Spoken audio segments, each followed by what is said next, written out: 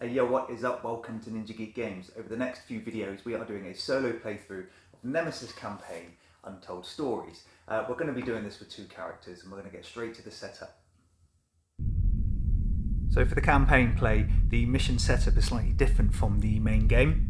The first thing you need to do is place the other side of the board that you normally use in normal play, which is the alternative ship layout, which does look a lot different. For a start, all three of the engine rooms are not interconnected as they are on the reverse side of the board. You also have two different types of technical corridors.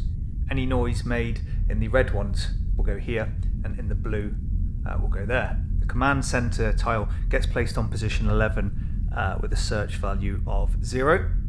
The monitoring room goes on to room 10. The nest in position 12. And the laboratory into position 17. Now the campaign rulebook does say you place the command center at search level 0, but it doesn't actually say that for the other two rooms, so I'll presume that's 0 as well. So we place event token 10 in the monitoring room, and to remind us when we activate that event, we'll place an on entry token there as well. And this means when we enter the monitoring room, we look at event 10 in the comic. And the nest has event token 2 with another on entry token. The comms room goes on position 15, and this also has a malfunction token on it. Now, the rules say you need to place the evacuation tiles on these two areas here at the start of the game. But this part of the ship is inaccessible for the game. There will be no tiles here, so we can't get to these during this game. I'm guessing as the campaign develops, these parts of the boards will open up. Now all three of the engine rooms have the damage tokens placed face up, and every corridor leading to these engine rooms will also have a closed door.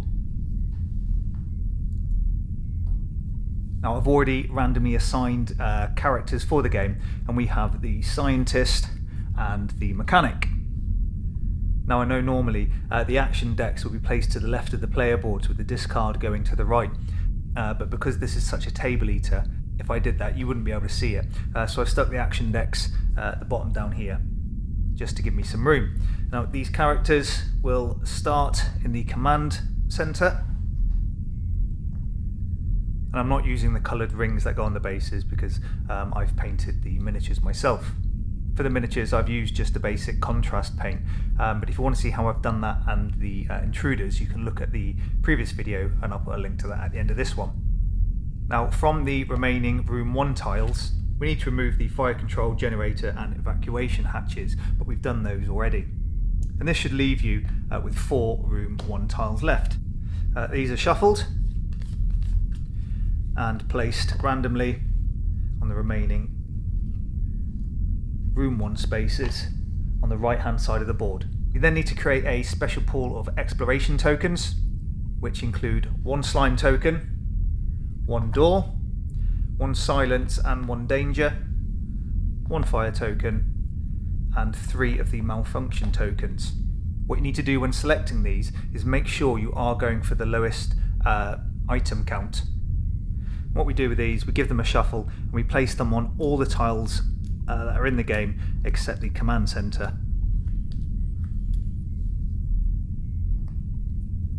I've had a quick scan of the rules and I don't think these activate like they do in the normal game. Is depending on what's on the token, it activates a certain event in the game, and you'll have to read the comic to see what happens when you enter those rooms.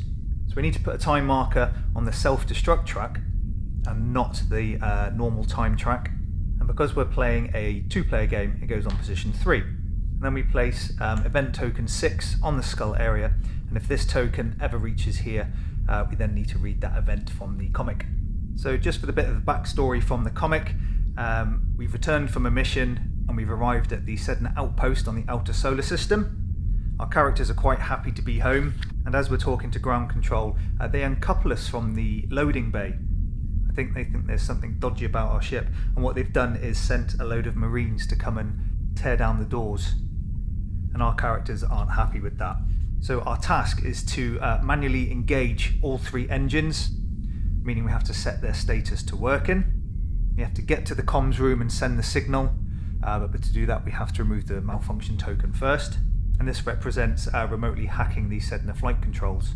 We also need to explore the ship, gain as much equipment as we can, because equipment, injuries and ammo, that all carries over to the next game. And then we need to hurry back to the Hibernatorium, which I think is going to be quite tricky in 3 turns.